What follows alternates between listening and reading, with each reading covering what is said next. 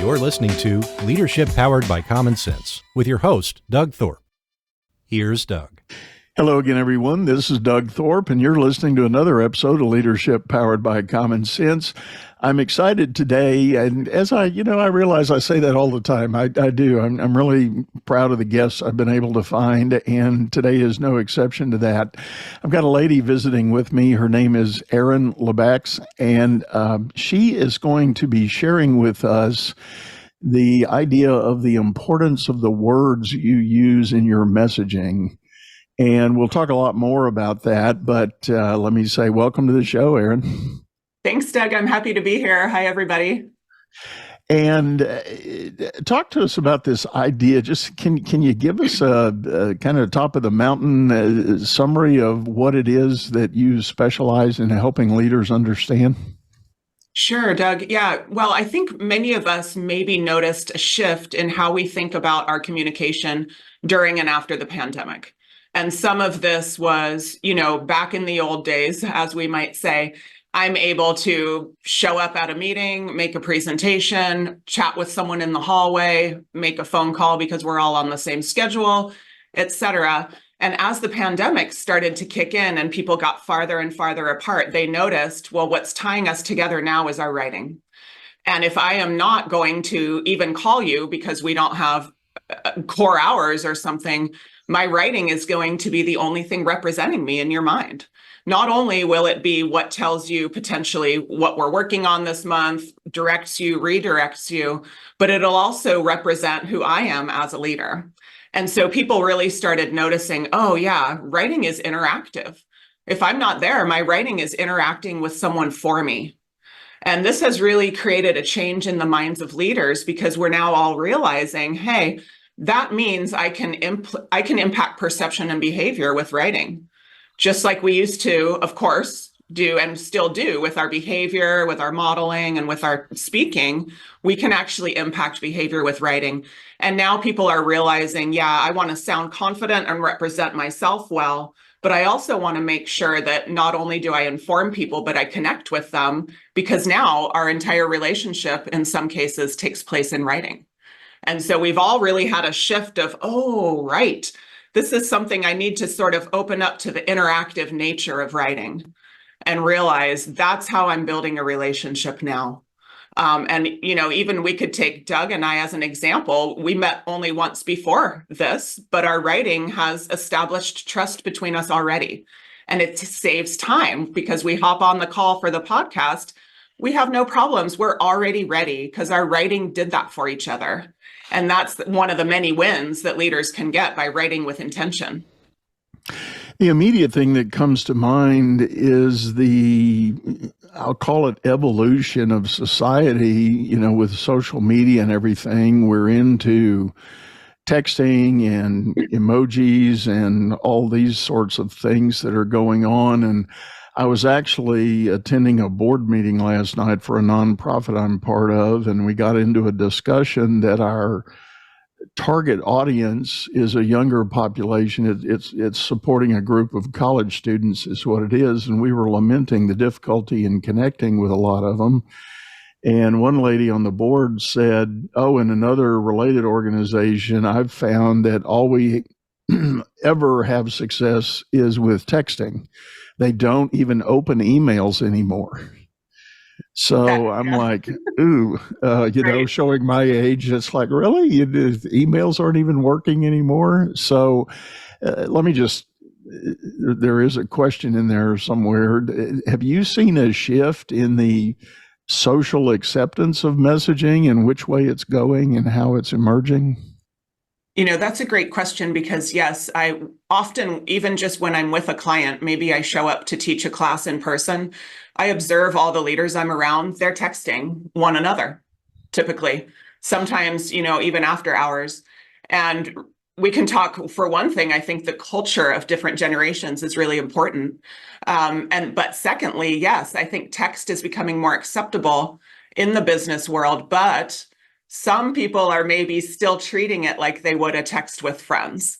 Whereas a business text requires you to really make sure, ooh, did I answer the needs of my reader? If they asked me something and I go along talking about myself on my text, that's not effective interactive communication, right?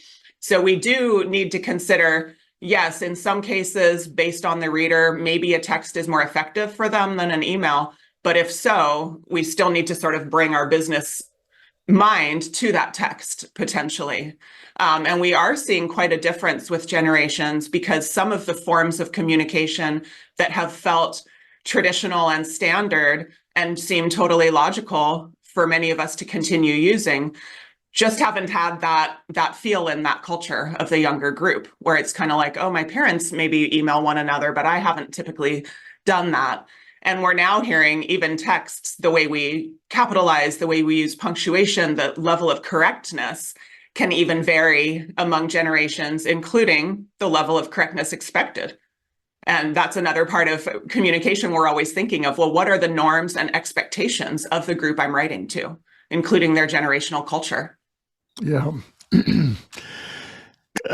I've got so many thoughts that went through my mind as you were describing that. A number of years ago, I took an invitation to be an adjunct instructor at a local college, and they were looking for some additional staff in their business program, and I agreed to participate. And for me, that was, I won't say how many years since I'd really set foot in a college classroom.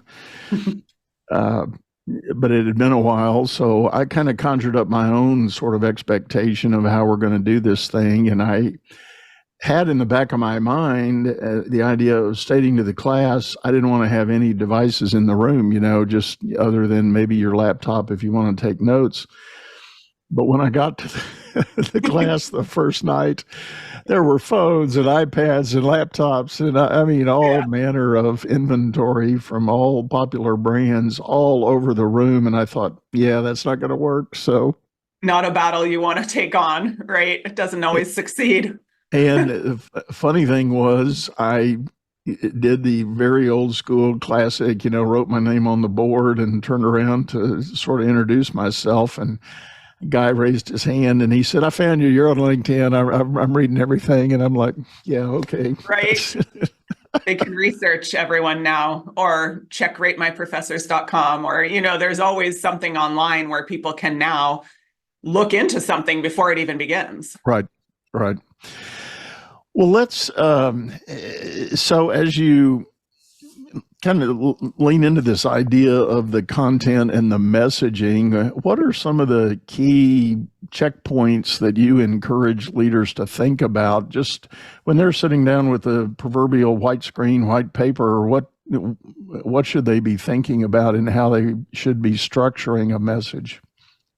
Yeah, well, I'll mention two things. One being, we actually have to stop and think, what are the needs of today's readers, because they might not be the same as I was thinking when I learned to write. So many of us, we learned to write all different amount of years ago, right? Doesn't matter how long ago it was. We typically were taught to write for one purpose, which was to show what we know and get judged for it, right? So that's just, we've all had that in our culture growing up. Well, now we're at work, and if we're a leader, I'm not so sure our team wants to hear everything we know. Right? That would be the wrong instinct in an email to all hands where we're trying to motivate people for a new project, right? It would be the wrong instinct suddenly to show everything we know. So we have to think, well, what do today's readers need? They're all dealing with content overload, right? So how can we make our message really targeted, concise, and just kind of oriented to their needs? And with that, my second tip will be, and we can unpack this more in terms of some practicalities, but especially for leaders, that anytime you write, you have two goals at once. And often we've been only brought up to think about goal number one, which is informational. What am I trying to say to you? What is important for me to get sent out there? Okay, but that's still kind of in our old mindset of when I write, I think about me. I'm going to get judged for this. It better be correct. I'm going to think about all my thoughts. Well, it's a different outlook now. We have to think about what they need. So we don't only have the informational goal, we also have a relational goal when we write. And many of us have experienced this, right? When we do an email or a text where we disagree with someone, but we work hard to preserve the relationship. or we criticize someone, but we work hard to keep trust, even if we don't like their idea or want to redirect their behavior. And so keeping that relational goal in mind, because it's always there, especially as a leader, right? A team member will read into emails, right? That's what we do when we look at our boss's emails. So we always want to write through the lens of those two goals, or we might forget that it doesn't really matter how glorious our information is if it hasn't connected with the receiver and they're therefore not ready to receive it. Related to that is something we were talking about before we got on air here, and it's a common practice that I see in leaders. They feel the need to present to their team a new directive, a new goal, a new objective, a new plan, whatever, and they work long and hard, maybe putting the slide deck together or the presentation together or the memo, to get it out there. And then they have the big day, the big reveal of this thing, and then they walk away kind of with a, whew, I'm done, that's good.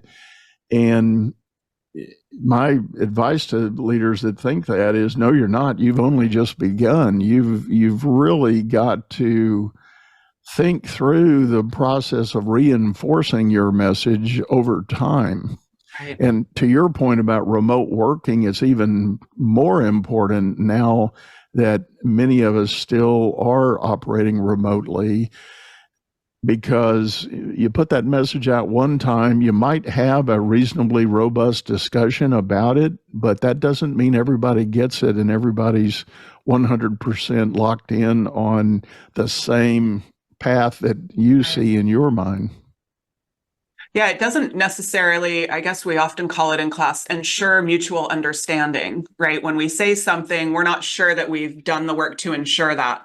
We might have been really working hard to make the presentation interesting and motivating because we're excited about the idea, but we might be forgetting, well, did I make it actionable? Do the different people in the room know if they have an actionable part or if they were just supposed to know about it? And so we're going to need, I think you're right, also just a sort of accidental trend among leaders' communication. We're all real good at explaining, but that's not what everybody always wants. And so thinking about, if I'm going to reiterate my message, it needs to be oriented to what that reader needs to know or do. And that's just a difficult instinct to adjust to, because we're all so used to just coming forth with our thing that we need to get across. But now we're learning more and more through research on cognition, interpretation, content overload. People often simply don't get the message we think they've gotten because their minds are cluttered with a million other things, and they looked at social media right before they read your email or went to your talk, right? So we have to kind of craft information in a different way now, make it scannable, make it actionable, make it visual, make it concise, just trying to get to, hey, behavioral economics. How can I make sure this reader actually goes through reading this document? That reminds me of another episode we did last year on this show. My guest was sharing with us the idea that employers and employees don't do enough of having the give and take exchange, just talking about basic expectations and obligations. Right. It's not uncommon that there's a lot of focus on expectation. The employee shows up, when am I going to get promoted? When am I going to get my next raise? When am I going to have this, that, and the other thing happen? Those are all expectations. And likewise, the employer has expectations. I need a certain level of productivity. I need a certain throughput. I need certain policies and practices to be followed. And those are all valid and real expectations. But as was revealed in the show we did, the big thing I think that gets skipped or ignored is a commitment to obligation. Mm. And, you talk about breaking down the vision or the story you're telling as a leader into actionable parts and relatable parts for the people. But I think somewhere in the mix of that is the leader's sense of being able to say, all right, here's my obligation to help you be successful. Here's what I think this new thing means for me as your leader to get you in the best possible position for success. And that's an element I don't see in a lot of communication. Right, right. Sometimes I think in a lot of communication, the expectation is implied and the actual requirements are hidden. Sometimes they may not seem hidden to us, the writers, but if they're within the middle of a paragraph, that may feel hidden to the reader. People are having success with even just pulling things out with a bulleted list in the middle of an email. Or if I were to say, hey, here's the action item I have for you, I would surround it with white space and make sure it stands out and make sure it's towards the beginning. And we can kind of assume today that anything buried in a paragraph is a hit or miss of whether it's going to get acted on. People will not see, oh, that's for me. And we're having to be a little more explicit in these ways. And I also want to note, I liked your point about the need for conversations, right? Here's my expectation and my hope for you. What are your expectations? How can we make sure we actually do it? That's also what I encourage teams to do about writing, because most people are scared about writing because we grew up getting judged for it. So of course we feel kind of nervous or maybe even embarrassed. But when we have transparent conversations like that, leaders can say, oh my gosh, I used to write these long-winded emails until I realized in business writing, we really have to put our main point at the top. What do you guys think? And now we're talking about it and we're getting rid of this sort of fear and embarrassment about our writing fails, which can actually be quite informative. So I think your example, and I would just bring that in. I often encourage leaders to just get together with their teams and watch one of my YouTube videos or something and be like, this is our discussion for the half hour. How can we do more of this? What are we nervous about? What do we need to do better in our writing with each other? Two things that come from that. Number one, I really like your suggestion on put the key thing at the top. I call that put the bottom line up at the top. Yeah. And too often, and this is probably a function of the way we were taught writing, you go through this journey to build a story in a case, and now here's the big reveal, here's the thing we're asking for, or the goal we're trying to achieve. And I had a mentor boss in my young Army days. We did a lot of work in paper form, writing position papers and requests and things for action. And he was the first guy I ever had that said, put the ask at the top. Tell me what what this memo is going to be about. Give me the bottom line right away. Then do all the other supporting stuff below. And he told me, he was very good this way. He said, let me explain why that's important. He said, a lot of times these matters go through a lot of preparatory discussion and exploration and analysis before we get to the summary document that says, here's the official position paper. And if you put the bottom line at the top, if I've been involved all along with the discussion, I know where we're going, and now this is the time for the final formal paper. If I see that bottom line, I don't necessarily have to read all the rest of the stuff. I'm going to trust that you're going to not fabricate anything. You're going to, repeat the details. But if I see it's the bottom line up at the top, then I can go ahead and sign my approval and pass it on. And I'm a busy guy. I don't have time to read the whole memo and see what we're talking about. On the other hand, if it's a matter that's relatively new to me, I get to see the bottom line, but then I can read the supporting docs. And if it's a lesser matter, either I delegate it or I go ahead and approve it, or I'll call you if I've got a question, that kind of thing. Mm-hmm. And I thought that was really brilliant, and I really respected his opinion, and he was a well-respected leader. And I thought, okay, note to self, this is a page I need to take from his book and carry with me. And I've done that most of the rest of my career. But the other thing that I heard in what you were saying reminded me of the idea that as we're thinking about where we're coming from, if we happen to be a person that is a good writer, and you think there's power in what you can do, you may find that your audience, particularly if you're working with your boss or peers or superiors in your organization, that may not be their style of learning. They might not be textual beings. Yes. They might rather have a bulleted checklist or a diagram or a slide. They don't want the 3-page document to explain things. And if you wonder why you're not being effective in communicating, you might check your method and your medium there. 100%.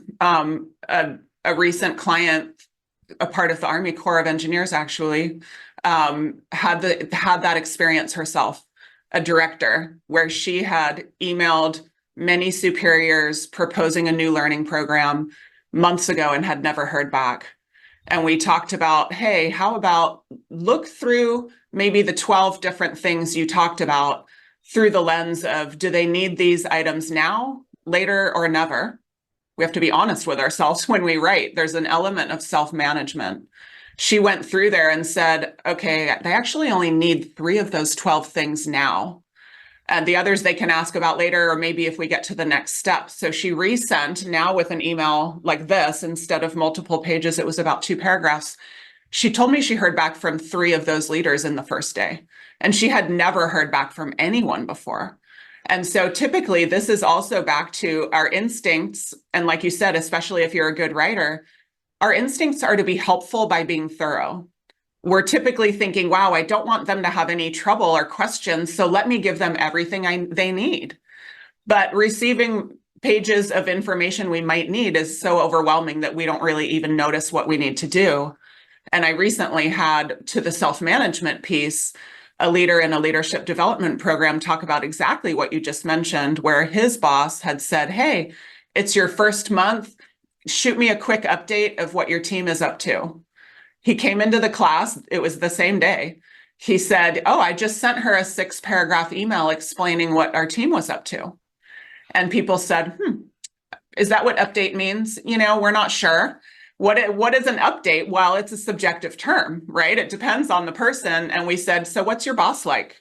And he said, you know what?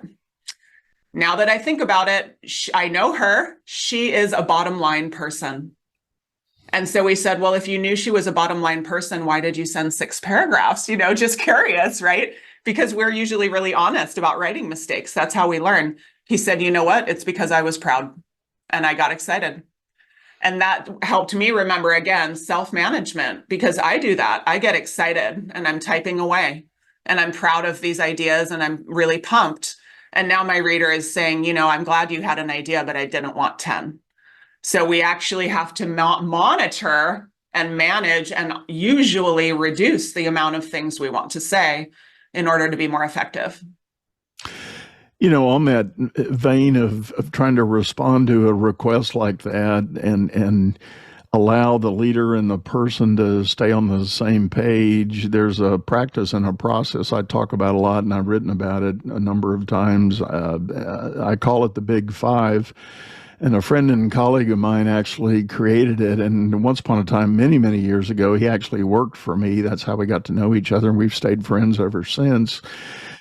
But this Big 5 method is a personal discipline to take on. And that is, at the end of the month, write down 5 bulleted accomplishments, just simple one-liners, literally one-liners, no paragraphs, just one-line bullets of the things you think the big things you think you got done in the prior month. And then below that, write out 5 target objectives for the new month, or call them priorities. I don't call them goals. Be careful here. And that's another whole discussion, but it's more about priorities for the next month to kind of focus thinking and energy.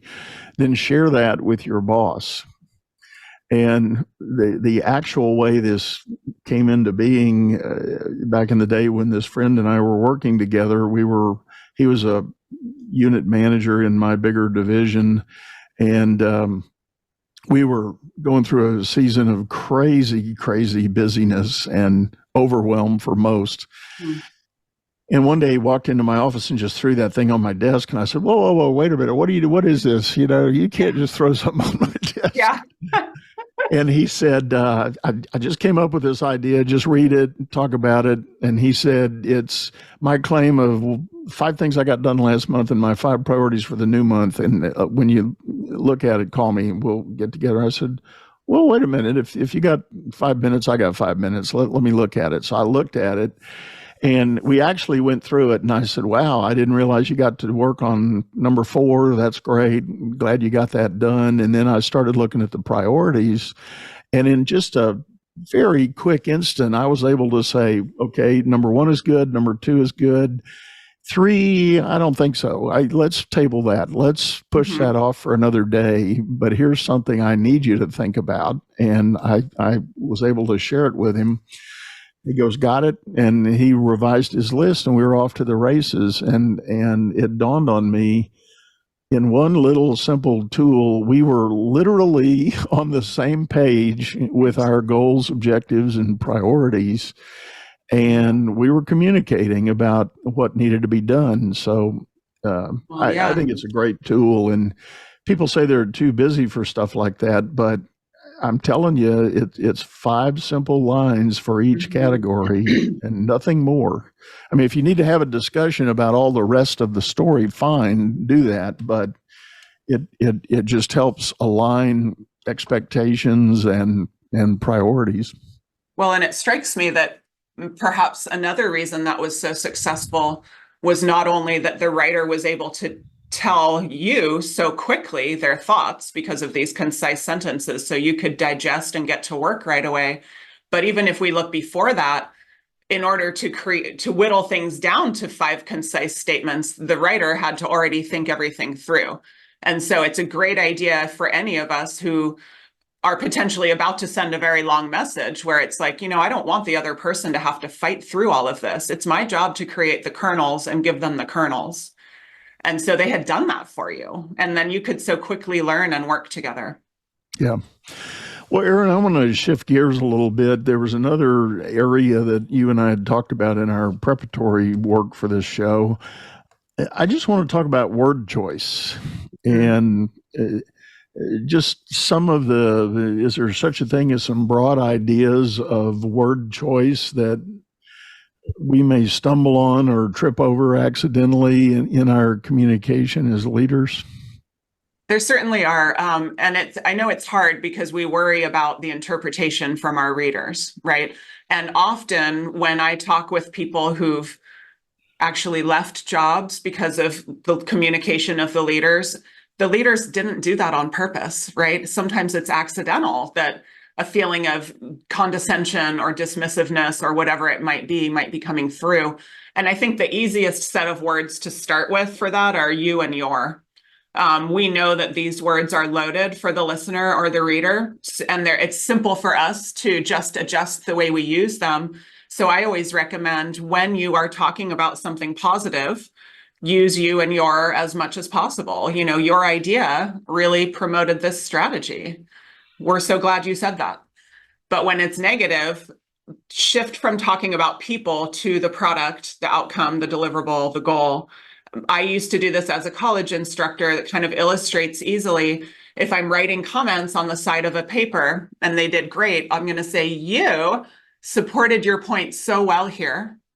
But if they did not give evidence, I'm not going to say you failed to support your point here. I'm now going to redirect from them and me to the matter at hand and write page 3 needs more evidence. It's not a hit on either of us. It's not personal. And when I started doing that, students would start coming into office hours and say, I saw your note. You're right. Oh my gosh, what should I do about page 3? And it's not something to get defensive about. And so we can just be very careful with that sort of accidental accusation that can happen and try to reduce that subjectivity and personal angle when we're dealing with something critical and stay goal focused with that person instead. I really like that. I think that is such an important thing. And another thing that I have worked with a lot of clients on is the notion, and this is a little more into the weeds, but it's a notion of trying to learn a little bit more about your team and try to be sensitive to, I call them trigger words, Yeah. words that set people off, even though that's not at all what you meant. Right. It usually is not what we meant. And yes, it's worth getting to know them. And even when we don't have the opportunity to get to know everyone personally at first, we can try to make some educated guesses about what might be sensitive for them, right? We can say, oh, this person just moved here from another industry. I wonder if they spoke differently about these ideas in that industry. Oh, this person is from a whole different generation. I wonder if they're going to feel the same about how I phrase my criticism, right? So we can try to make some assumptions, but better to talk to them, right? Like you said, and get to know them. I worked with some leaders who ended up finding out that their team member, some of the teammates felt jealous about the ones who got more time with the leader in their one-on-ones. And it wasn't that they had just more time. It was that they talked about personal stories like their kids. And it became a whole thing. You know, why don't you talk about your kids with me? You talk about your kids with Sarah, right? And so that's the other side of it, is that, like you mentioned earlier about writing the 5 facts and people saying that it takes time, that time is an investment that saves so much time later, right? If I spend 5 extra minutes making my email sure that it's not going to accidentally sound condescending, I might save 2 hours of conflict next week, right? And so same with taking the time to make our writing clear and understood. Takes a little time, but imagine the back and forth that you are not going to have to do as a result. Well, and to leverage that point, in my example on the priority list, when I said number 3, we don't need to do right now, let's table it, let's save it for another day, instead do X. If you think about that, that saved him all the time and effort, and his team was very capable of doing number 3, and I knew they would, but I just didn't see it as a priority, and we had other things we needed to get done. And if he had gone on without my input on number 3, he would have come back the next month and said, well, you know, number 3 was now an accomplishment. And I'd be sitting there going, why'd you do that? We don't need that right now. Why? and so it's an honest mistake if we're not communicating and not paying attention. His perception of what is a priority versus mine in that scenario as the boss, was easily aligned with just a simple dialogue. And we did. That communication took about 5 minutes to get done, and very efficient, very powerful. And, we were off to the races with it. One other thing that, as we were talking through this, I love your point, and I do want to repeat it. The part about the informational and relational. So I'm going to ask you to walk through that one more time. Yeah, sure. So when we write, we're typically thinking of our goal, which is to get across information usually. And so often we go into the writing with just that. And so maybe I'm in charge of a committee that wants feedback, and I'm going to say, the committee requires your feedback, whatever, and that's fine. And it's informatively clear. So then before I send it though, I'm thinking, okay, what's my relational goal? I actually wanted to sound a little more informal and have a little more intimacy with the team. And this is a casual feedback process, actually. So maybe request sounded a little formal and is going to make people feel nervous. So now I'm going to change and this is the secret to the whole thing, actually, is that verbs are where you can set a tone. So if you've written a concise sentence like please, or the committee requests your feedback, the committee invites, requires, requests, demands, wants, needs, solicits, hopes for, right? So many different ways. And you'll find that because people ask me, hey, Erin, how can I be concise and nice, right? Informational and relational at the same time, because we feel like when we're concise, maybe we're not super polite because we're just quick. Well, your verb can do it for you. So I'll ask people when they come to class, what would be the best way for me to welcome you? Thank you for attending, thank you for participating, or thank you for joining. They all pick joining. It meets the relational goal, even though all 3 sentences met the same informational goal. So what we're finding is the informational goal is, of course, key for moving to the next step of action and business outcomes. But the relational goal is where we can save time by avoiding conflict or managing conflict productively, rather. It's where we can show respect and avoid accidental condescension. Because if I said, thank you for attending, maybe someone out there is now feeling like a number. But if I say thank you for joining, they're feeling together with me. And it's that one word. So when we write, we want to just be attuned to both goals. Well, I want to tell this person that I don't like this idea. As we know from our personal lives, there are ways to do that make the relationship more successful. So we want to have that second thought in everything we write. I've worked with people who've, like I sort of alluded to, have left jobs because of the communication coming down from above, making them feel dismissed and unimportant. And they're secretly the whole time like, when can I get out of here, right? So that relational side is behind even things like morale and retention. It's so important, and yet it's often not taught because we've been sort of drilled to just try to be correct.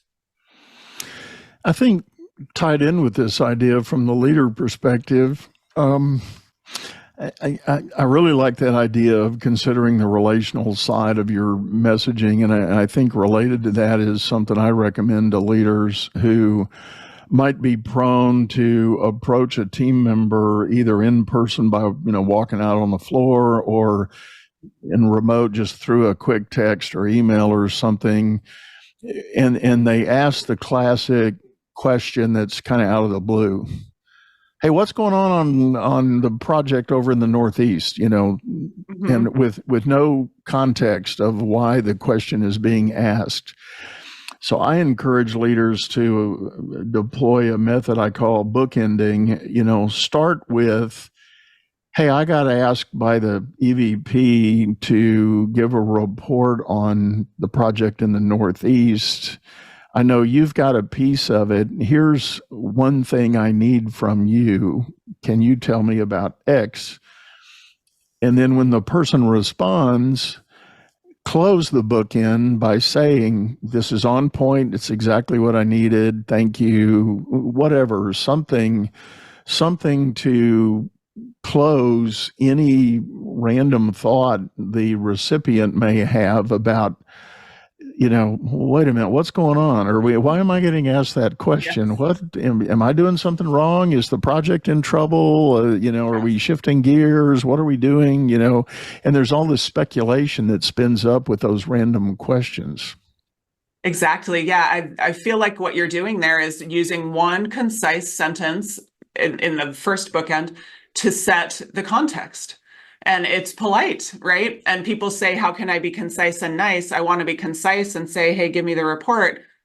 One sentence of context does not ruin our concision. And so I actually teach a very similar process of sort of like, what's the main point or context sentence? Potentially the 5 W's are in there: who, what, when, where, why. Like you just said, the EVP wants this thing from me next week. You're just establishing the situation with those 5 W's. And then your second sentence is the call to action. Can you please provide the data you have? And then you have that idea of wrapping it up at the end too, to be like, because I think what people often don't know is, when am I finished? Same with when I teach procedures, when we're following steps, how do we know when we're done? Is there going to be a screen that says you have now submitted your application, right? And so that's really smart to seal it up, and all in the service of reducing speculation, like you said, which is all in the service of reducing time wasted, drama, in people's minds. Oh my gosh, what if they're getting rid of my department? Heartache. They tell a friend, they tell a colleague. Now we're all wasting time, right? Why not just put one context sentence? So that is exactly the power of intentional writing, where you can be intentional and strategic for about 5 minutes and prevent hours of difficulty later. Yeah, no, that's exactly right. And that's the reason I've started turning people's attention to that. And I typically do it particularly when the client I've got proves to be the curious sort, the constant learner sort. Yeah, those are fun. Inevitably, there's an unintended consequence of that kind of personality, and that is they wear their teams out with their questions. Oh, wow. What about this? What about that? And what about, and they're not being critical. They're just Right. genuinely curious. They're really digging in but it drives people crazy, Well, that reminds me, I haven't used the phrase on this show, but emotional intelligence is part of writing. And so what you just mentioned, we have to look at our own defaults, our own personalities. For me, for example, I know that I give too many ideas in a situation, and nobody wants a million ideas. They want maybe two. And so I have to scale back. And the emotional intelligence of self-management, that just because I think it's great to ask a lot of questions, I have to think, well, what is that maybe going to suggest to people?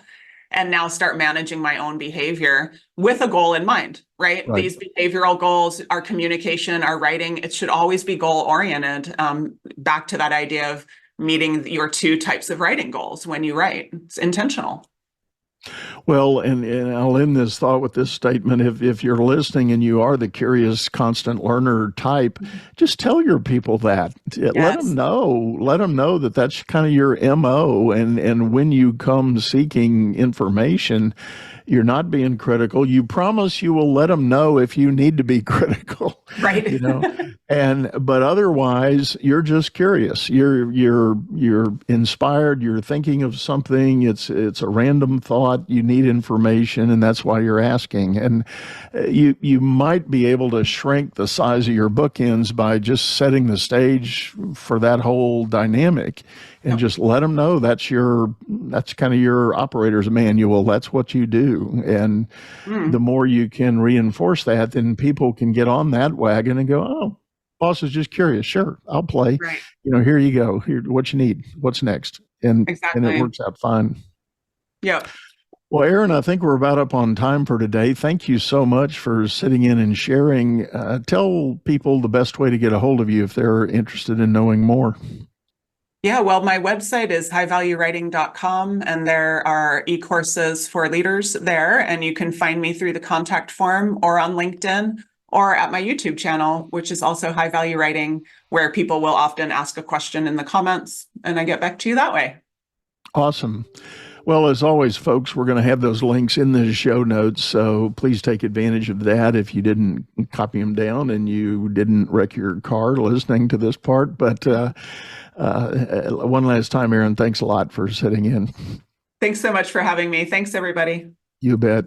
And with that, folks, we're going to sign off, say goodbye. Go out there, make it a great day.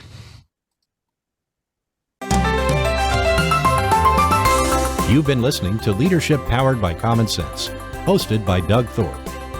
If you would like to know more about the coaching and advisory services he provides, visit dougthorpe.com.